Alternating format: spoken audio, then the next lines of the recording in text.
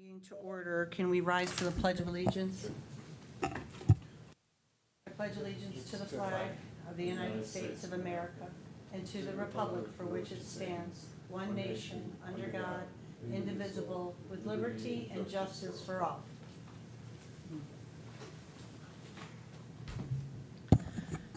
Okay.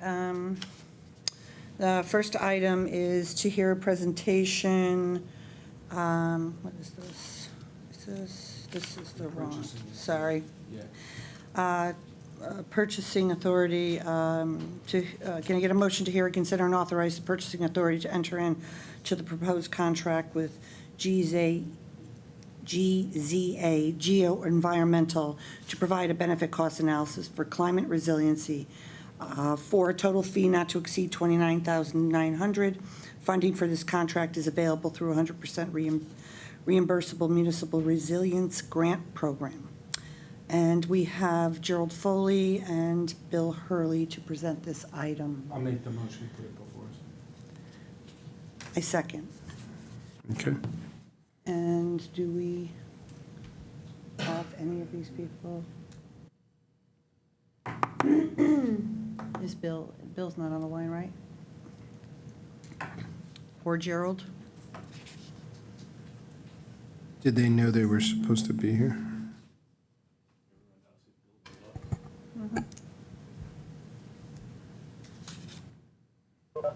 And the meeting comes to a grinding halt. This is Attorney Baldwin. I spoke with Gerald earlier today, and he did indicate that he would be on. He must just be running a bit late or having technical difficulties. He did say he was going to be here. Hey, Bill? Okay. He's across the hall, so. Hold on just a second. All right, Bill. A brief summary of this item? Why are we feeding back? Highlight on brief? Yes. Thank you. Hi, I'm Bill Hurley, the engineering manager, Town of Fairfield.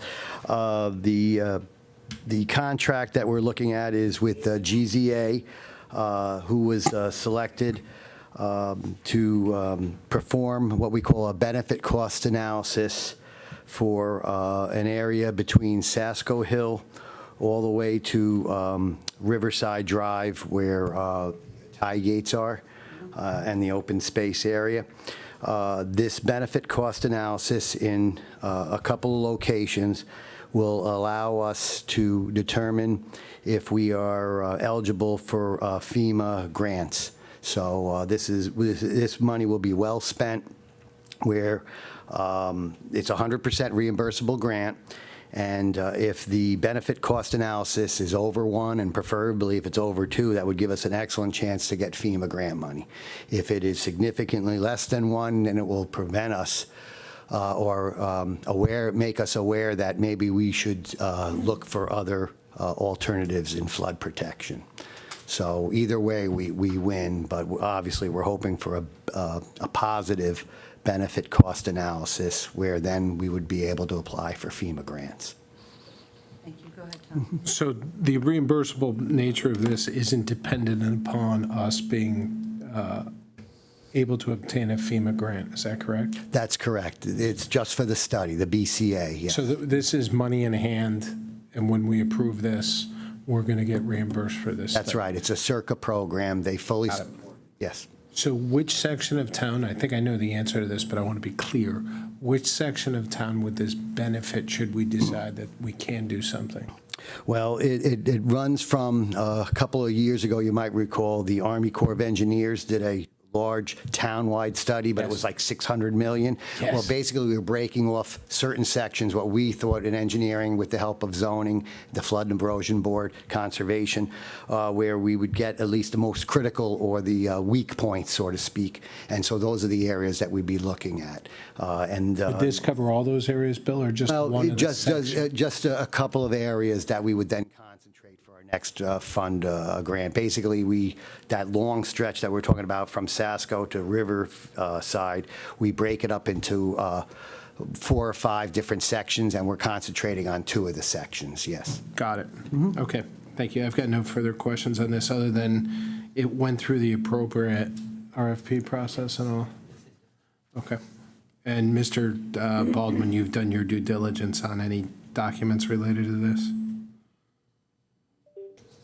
Yes, this is Attorney Baldwin. I have, and I have to inform the board that the contract which got to me last week while I was away has certain provisions that need to be negotiated. I don't think anything is even close to a deal breaker, but nevertheless, it needs to be resolved to my satisfaction, and I would suggest that if you're okay with approving it subject to my final approval of the terms, that would be fine. And you've done that in the past, and it would also be somewhat consistent with where things are heading if we are successful with the charter reform, which will not require your review of contracts such as this one going forward.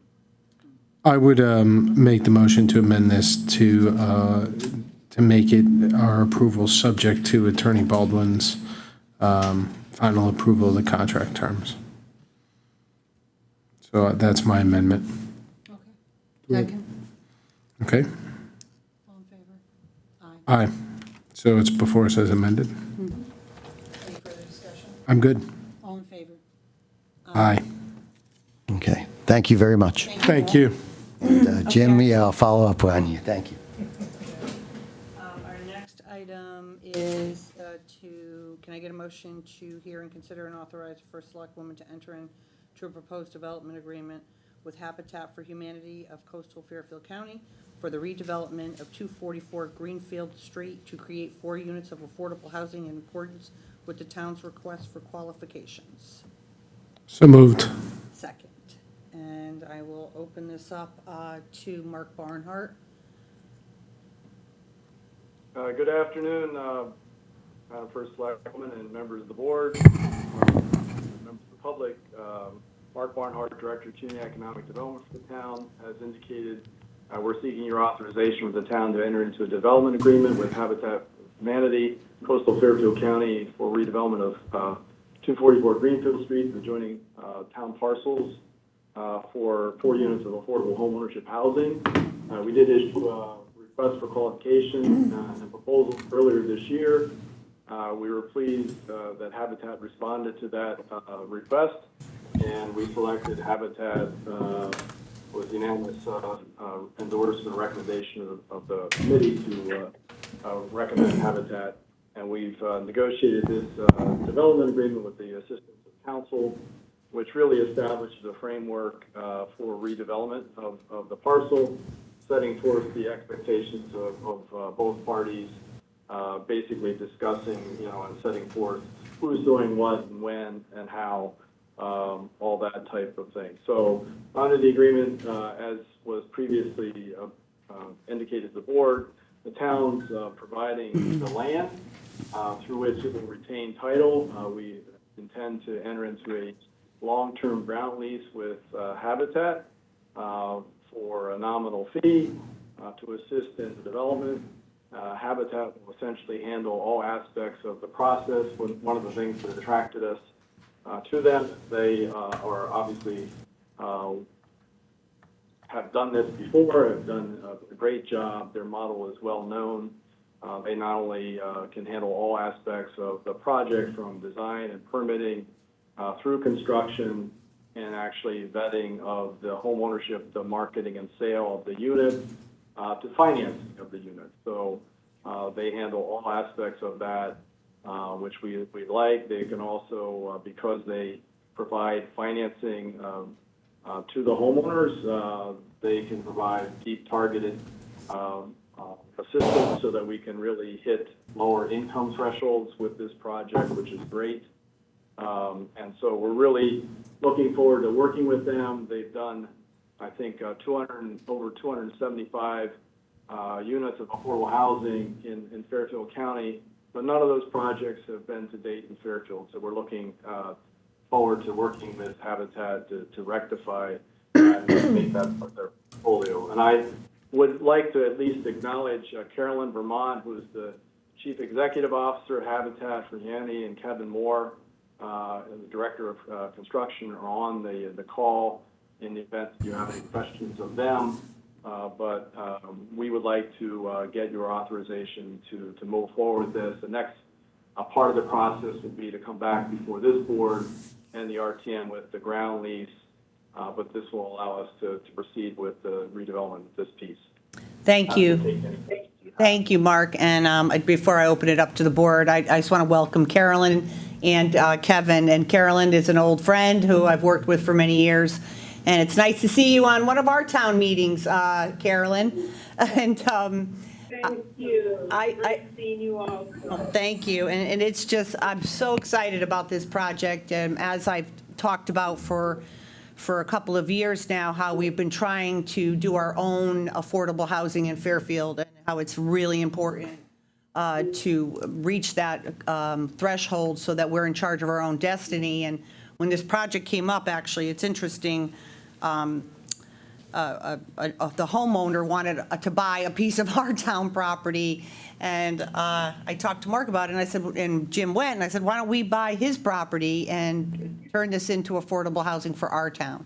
And then when we discussed it further, and Mark brought up about Habitat Humanity possibly being interested, I just, I was over the moon excited about it. I couldn't think of a better organization to partner with us on this project. And so this is just so exciting. And this is exactly the vision that I had from the beginning, for us to be working in our community to build true, in my opinion, true affordable housing that really has an impact on people who need it. So I will open it up to the board for questions.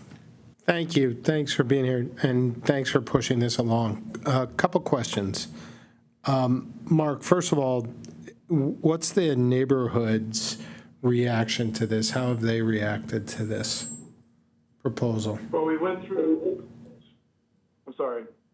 a process when we discussed the purchase acquisition of property and disclosed our plan for it. For the most part, it was, I think, pretty well received. There was some concern expressed by an individual who resided on Berkeley Avenue around the corner. And, we'll certainly, one of the sensitivities that we're trying to do is maintain wooded buffer to the rear of the property, and we'll certainly do that as part of the development process. But, we'll have to go through more community engagement as we proceed with the design, and we'll make sure that we do some outreach to some folks there to make sure that we're taking into account any concerns that they may have in terms of the overall design. I want to make sure that we're just being cognizant of the fact, one of the things we hear repeatedly in town is the density issue, and the fact that these developers come in and try to overdevelop in people's views certain properties, and I want to make sure that the town isn't a party to trying to overdevelop properties. So I do want to be cognizant of that, right? That's a good point. I just want to make mention of the fact that we're actually proposing 2 duplex units here, which is consistent with zoning for the area. So this is entirely consistent with our local zoning land use regulations in terms of the type of development we're proposing. And are those types of houses in that area and around that area? I know they're allowed. Are there other units like that in this area? Right across the street from the car wash, it's going to be the same model as the workforce housing that was built back in the 80s. Yeah. A huge improvement, actually, to what is there now. The house that is there now is, this is going to be a huge improvement. Right. And it's going to be consistent with the duplexes that are across from the car wash there. And I think obviously it's within the guidelines of our local zoning laws, as 8-30G developments are not within the guidelines. Correct. So that's why the town has been working on trying to do things that are within our own guidelines and within our own zoning regs. Yep. That was number one. The second thing is the flow of funds here. So the town already owns this piece of property, and now we're turning around and giving this under a long-term lease to Habitat. And I guess it's Habitat goes ahead and does all the work, and is the for lack of a better term, and it might be the wrong term, the contractor, or they do the building, they do the financing, they do the marketing, and they actually then sell these properties. Is that correct? Is that how this plays out? That's correct. Yeah, that's correct. Outside of the acquisition piece, and we also indicated the Habitat, we're using some federal community development block grant dollars to demolish the existing structures on site. But beyond that, Habitat will be responsible for raising the funds, and I'm pleased to report that they have received some fairly large grant recently, and we're looking to make sure that they invest those dollars in Fairfield. So we're very excited about that, but the financing for this will be coming through Habitat. Great. And to the people from Habitat, thanks for being on the call. And do you have anything to add to this conversation we're having? Carolyn, Kevin, I don't know if you would like to say a few words. Go ahead, Kevin. Not much beyond the fact that we're really excited about the opportunity to partner with you all and develop some affordable housing in Fairfield. As Mark mentioned, we built over 275 affordable housing units throughout Fairfield County. We build 10 homes a year, so we're accustomed to doing this. We have the funding. We have the funding on hand to develop these units, and we're excited to get started. Great. Thank you so much. Has there been, Mark, where does this stand in the process? Are the legal documents drawn up and everything, and this is just authorization to move forward with this? Yeah, the next step will be, we'll come back to this board, to the RTM with the ground lease, but concurrently we'll be going through the design and land use approval process with planning and zoning. We look to begin construction early next year. So that's the timetable that we outlined and discussed with Habitat, and everything looks like we're all on the same page in that regard. And it sounds like you've already kind of aligned with planning and zoning, at least on the review process. I mean, nothing's official until it's official, but we don't see anything right now based on the plans. No, it's consistent. No, you don't need to. It's consistent with development in the area. There may be, we've got to look at the frontage. There might be relief from a couple feet on one of the lot widths, but the lots have the requisite size for two-family dwelling in our piece. Okay. Thank you so much, everybody. For the record, we have had conversations with the planning and zoning staff relative to this development. So, Great. for those following along at home. Thanks so much. I appreciate it. I have no further questions. Very good. I don't see any members of the public signed on. Are there any members calling in who have any comments on this item? Okay, hearing none. Bring it back to the board. We have a motion and a second. All in favor? Hi. Aye. Motion carries unanimously. Exciting. Thank you very much. Very excited. Yep. Best of luck. Thank you again. I'm super excited about this partnership. Thank you so much. Me too, Carolyn. It's awesome. All right. Our next item, item number 5. Can I get a motion to hear and consider and act upon the following resolution as recommended by the Conservation and Engineering Directors, whereas the town of Fairfield wishes to exercise its option to purchase 150 Villa Avenue for the sum of $400,000 as more particularly set forth in the real estate sales agreement between said parties for passive and/or open space to serve as a detention area for environmental, water quality, and culvert access benefits to the town and neighborhood.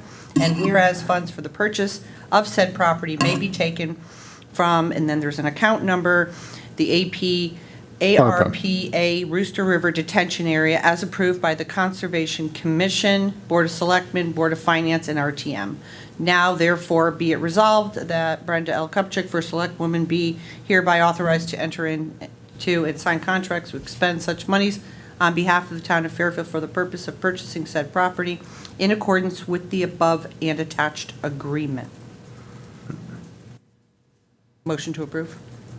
I'll move the item. Second. And we have our Conservation Director and Bill Hurley here. I want to wish our Conservation Director, Tim Bishop, a pre-happy birthday. Tomorrow's his birthday. Well, we might ask later. I just want to say this is This has been going on for some time. We've talked about this property as part of our overall Rooster River mitigation, which has been long time, and excited to take action. But obviously, this is a complicated project that requires a lot of different moving parts and areas, and this piece became important as part of this whole overall project. And it's actually going to be a home run because, as you remember, we talked about Aspetuck being involved with it for some open space piece, and then we're going to use it for culvert and so that it helps with the overall plan that runs all the way from Fairchild Wheeler down to Old Fish and then all the way down to Tunxus Hill. So obviously, the neighbors in this area have been impacted by flooding forever, and I'm excited that we are moving forward with getting some of this done. We've had some delays with permitting, obviously, with the regulatory agencies, which is not unusual, but frustrating nonetheless. And so I'm just going to open it up. If you have any questions for the... I just have a quick. Sure. Yeah, can you Thank present a little bit, and then we'll go from there? Yeah, Jim Went, Planning Director. I'll let Tim and Bill respond to any technical questions you have, but this sounds like this, you're well familiar with this piece. It's a 3.8 acre site. The purchase agreement is for $400,000. Our tax assessor has it appraised at $418,000. It was included in the Malone and McBroom study as a target site for potential improvements. I do want to say this was on the Planning and Zoning Commission agenda last evening and was unanimously, a unanimous vote to favorably recommend the town's acquisition of this property for, and I assume in your record there is a letter from First Selectman dated August 3rd, and for those reasons, essentially it's not, and Bill can attest from the Malone and McBroom report, this is not a prime candidate for detention, but there are some drainage improvements and water quality enhancements that can be done here to help alleviate flooding in the Algonquin Road neighborhood. And I know important to Bill is access to the bridge culvert that's adjacent to this, whereas prior to the town's, or the current state of affairs is if the town needs maintenance access, they got to get someone out there to unlock the gate and all that. So that's another side benefit. But for the water quality improvements and potential open space acquisition, the Planning and Zoning Commission did unanimously vote to favorably recommend the purchase. And if technical questions, I'll yield to the my technical colleagues. Thanks, Jim. Jim, can you stay there for a second? Sure. Say what you just said in common English. What is this going to allow us to do? Just without the engineering, what can buying this property allows us to do what? Well, I'll let Bill answer the technical side of that, but the Malone and McBroom study identified several parcels that were targets for stormwater detention. Right. While this site doesn't have, because there's wetlands, there are two existing really old drainage pipes that are in that property that need to be daylighted and cleaned up that will help alleviate the flow. And that's probably as far as I can take that, and I'll let Bill chime in on if you want to. And Jim, just, and funny enough, just before I got here, I did see a press report on this, and I think it comes from the meeting last night, and you were quoting in it, and I just want to make sure I get it right. There are some minor drainage improvements that can be achieved on this site that might help alleviate local flooding. Is it a might, or do we believe this is going to help in that area? This can't hurt, it can only help. It's not going to be the magic pill that solves everything. There'll be improvements where we're able to store additional water. Okay. And as Jim alluded to before, by daylighting pipes that are over 100-year-old, we'll be able to access them, control them a little bit better, and also provide environmental and water quality benefits. Mm-hmm. And what happens is right now when it's privately owned, we have to ask the owner for permission to go in and take a look or clean out the culvert and do whatever. It involves talking to their landscaper, getting a key. It usually takes a week or a longer process. So now that we'll quote own it, we'll be able to do whatever we have to make things improve if it gets clogged or if there's any other issues. And obviously there's an open space component there as well, that the property could have been developed and, And now it won't be Now it'll developed. green space in an area where there is hardly any green space. In that Naperville Avenue. And do we have anything we're going to do with that green space there other than use it for this? Well, as First Selectwoman Brenda had alluded to, Malone McBroom has, at least right now, developed conceptual plans for wetland plantings, potential maybe minor trail system, and some landscaping as well. So there'll be some benefits there. And Aspetuck is involved with it as well, and it is a very congested area, so Sure. this allows, well, first of all, it helps with the overall Rooster River flooding, but it also, in my opinion, prevents any additional development of that property, which could be detrimental to the flooding And situation. and we continue to work towards a more fulsome Rooster River plan, correct? Oh, yeah, right now, as Brenda had alluded to, we were in the process of getting permits, although it'll take some time, from the DEP and the Army Corps of Engineers. Right, for a bigger plan. Right, that's for Right. the Fairchild Wheeler Golf Course, 2 Right. detention areas, and 1 detention area near Tungus Hill Park. Right, and we think that doing all those will significantly impact. It will make it, again, an improvement to the situation. How much is a little bit debatable, but we have reports to say, in one case, it will reduce the runoff, 20%, another one, it's in another area, it's 40%, so these are all improvements. What we're hoping for is, and continuing working with Bridgeport and. I was gonna ask that, right. And MetroCog, where if we do 20% here, 10% there, 10%, then we'll start seeing some significant improvement. Well, this is all part, you remember, the Phase Yeah. 1, which we Right, approved the yeah. funding for ARPA, Yeah. and that was a full presentation, but that Phase 1 was even going back years ago when you were on the Board of Finance. Yep. So I think you're really familiar with all the different concepts of it. And obviously, we're partnering with Bridgeport as well, but I mean, this is a multi-phase project. We're just getting And it's held been up on going on the permits forever. Yeah. with DEP, which is frustrating because of kind of changing the goalposts regarding the year floodings, like, so it's 500-year flood instead of, And I different always flood. like to know that you never want to be surprised or whatever. So for future, what we're also investigating is we're planning on doing some testing in the Yep. river to see if there's even a possibility of dredging, because I know the neighborhoods. I remember we talked about that. That is not part of this detention thing, but if that was something we're able to do that, and it looks like we can do that and save money versus, say, extending or heightening the berm and impacting the properties, we are looking at that, but I don't want to even give you a price tag until Right. we do the testing and all that. And so we are working for that, and when we get to that level, we'll be coming back to the board and having an estimate. Yeah, Yeah, it takes time. two quick follow-ups on that. So the 400 for this is coming out of the ARPA funds. Right, Where I correct. talked about. There's going to be additional costs on this property, right? Once we get in there, to daylight these pipes and things like that, is That's that? where we're working with Aspetuck to see, and maybe perhaps Right. either their labor force or some money for plantings. Right. And things like that. There is a little bit of a component that we have in the 3.2 million or whatever, the dollars for the ARPA that was allotted, that there is some money for some of the plantings and some of the Okay, improvements. well, my thought here was, we're approving 400, I'd like to know when we do these things, as you know, is it 400 or is this 400 on top of another 400 afterwards? And it's not in this. No, Yeah. it's a small amount of money. We can do a lot of the things that we're hoping to do with that.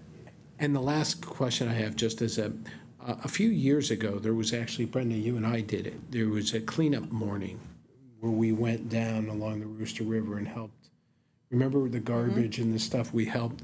Are the neighborhoods working to help clean because we had seen people in the back of their property were basically dumping stuff over it, and it wasn't, I don't want to say clogging the river, but it was tightening Impeding. it, right, impeding the flow. Exactly. How is that working out? Is that getting better? We've had met with several neighbors going along. We've done Right. a site walkthrough. We have obtained, a little disappointing, we've obtained 3 easements where they will allow the town, if we can get the vehicles in there. It's kind of a one-time only. A lot of the, for instance, the tributary that goes from Tungus Hill Park to the Rooster River, and even the Rooster River itself, the town doesn't own that. The Right. people own to the center of the brook, so to Right. speak, or whatever. But if they grant us easements, we might be able to go in and, you know, clear out a log or a tree that fell across the river. That could be a, quote, a hang-up for other debris and Right. cause additional flooding. So we're working continuously with that. It is taking a little bit longer than what we thought. Yeah. And as far as organizing the cleanup, one of the key components, he did a great job with the first one, Keith Bradley. He unfortunately. Excuse me, can you hear him? Barely, but. Do you want to go up there, Bill? I'm sorry, just in case My any of voice the usually neighbors. carries, So I apologize. Watching. And so we're working with Keith Bradley, but he has, I'll just say, a health issue that he won't be able to help us with this year. Whether we do it early next spring is another matter, and perhaps he will. We do have a couple of contacts with the Rooster River neighborhood group from emails and previous meetings that we're working in conjunction with. But I think the best thing for everybody is if we do that testing to find out that if there's no issues, then I think we'll get a lot more participation.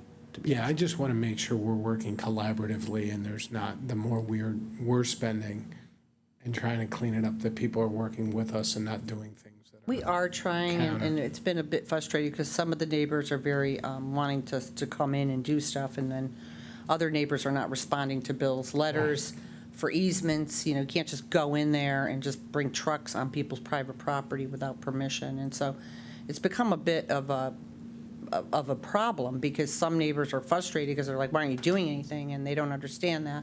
We need permission from other people because you could fix, Right. you know, house number 1, house number 5, but then all the houses in between, nobody let you come back there. And so it's really it's a collective effort, and I'm not even sure how we're going to get this because we've gone through sending letters and going out and doing all this, and we've only gotten 3 easements. And there's way more properties than 3.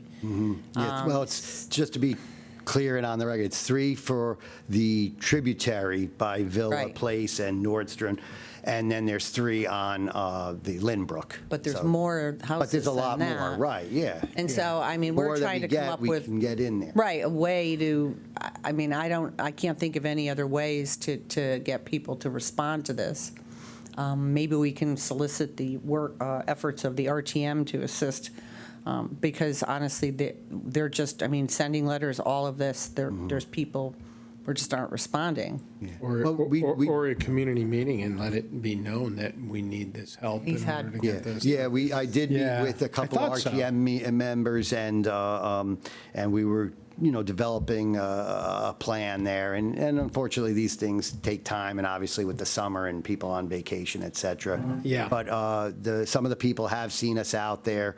We're developing, as I said, a plan, and we're going to try to target areas that we can try to clean up that's easy with the machine, or the cooperation of, if they clean up their own yards and the stream behind, bring it out towards an access point, then DPW can take it away. I mean, because that day we sat out there, that we did our little bit to help, it was overwhelming to see what was going on back there with the overgrowth, and there was talk about having to get machines in to help clear that out in order to make the water be able to run much more. Yeah, well, it's such a tight density, Yeah. and people have, again, I can't blame them having privacy fences, stockade Right. fences. That, you know, sometimes prevents us from going in. Sometimes there's a terrain. A lot of people don't realize that from Villa Avenue down to that tributary is like an 8-foot drop. And so it's kind of hard to get a vehicle in there. There's only a couple spots. And so we're working, and we've had a couple of other people say verbally it's okay, but we haven't gotten that formal easement. Correct. But we'll continue to work with them for sure, because this is a serious problem that we'd like to resolve, or at least help. Yeah, exactly. Thank you so much. Thank you, Mr. White. Bring it back to the board. Also, I want to open it up if there's anybody who wants to comment on WebEx or on the phone on this item.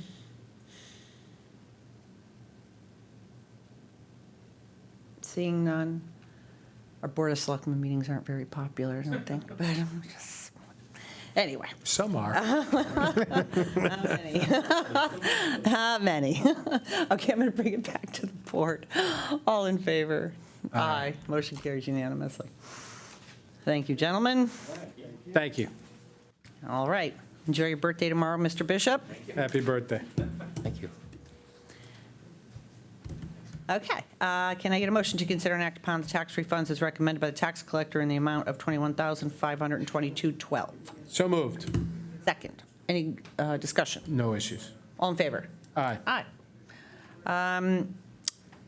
So we were going to, Attorney Baldwin, we were supposed to go into executive session, but apparently we're not. Can you help? That's correct. That matter will be heard at the next meeting, I think, which is scheduled for September 12th. Oh, we're all the way till September 12th, okay. Actually, yeah, we're going to have to move that to the 13th, but I'm going to send an email. So I'm just going to say, do I need a motion for this, Jim? To postpone it to? No, well, it's just executive session, so you can make a motion to continue it to a date certain on the next Board of Select Persons meeting, but I'll make a motion to just continue this to To the date next certain, meeting. our next To the next meeting? Yep. Okay, second. All in favor? Aye. Aye. All right, motion to adjourn. So moved. All in favor? Aye. Aye. Second and aye. Okay. All right, thank you, everyone. Thank you.